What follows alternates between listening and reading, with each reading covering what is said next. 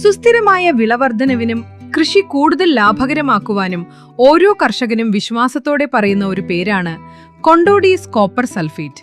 മംഗലാപുരത്തിനടുത്ത് ബെൽത്തങ്ങാടിയിലെ ദൈവകൃപ എസ്റ്റേറ്റിലാണ് ഇന്ന് ഞങ്ങൾ എത്തിയിരിക്കുന്നത്. വർഷങ്ങളുടെ അനുഭവ സമ്പത്തുമായി ഞങ്ങളോടൊപ്പമുള്ളത് Shri Joseph Cyriac.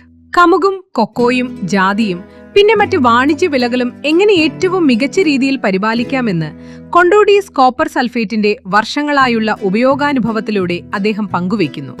Hello friends, ഞാനിപ്പോൾ ഉള്ളത് കർണാടകയിലെ ബെൽത്തങ്ങാടി അടുത്ത് നാഗൂർ ഗ്രാമത്തിൽ ദൈവകൃപ എസ്റ്റേറ്റിലാണ് ഉള്ളത്. എസ്റ്റേറ്റിൻ്റെ ഓണർ മിസ് ജോസഫ് എൻ്റെ കൂടെ ഉണ്ട്. Hi Joseph. ഹായ്.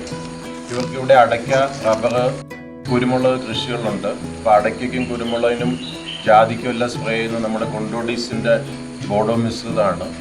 അതിനെപ്പറ്റി ഒന്ന് ജോസഫിനോട് സംസാരിക്കാം.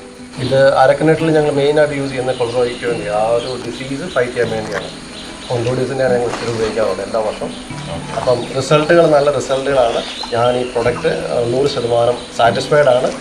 എല്ലാവരോടും പർച്ചേസ് ചെയ്യാനും പറയുന്നുണ്ട്. നിങ്ങൾ ഇതിൻ്റെ ഈ സ്പ്രേ പാറ്റേൺ എങ്ങനെ, ഒരു വർഷം എത്ര പ്രാവശ്യം സ്പ്രേ ചെയ്യും? മൺസൂൺ സീസണിൻ്റെ ഡിപ്പെൻഡൻ്റ് ആണ്. മൺസൂൺ സീസൺ നീണ്ടു പോവുകയാണെങ്കിൽ 4 പ്രാവശ്യം വരെ അടിച്ച സമയമുണ്ട്. ഓക്കെ. സീസൺ നോർമൽ ആണെങ്കിൽ 3 ടൈംസ്.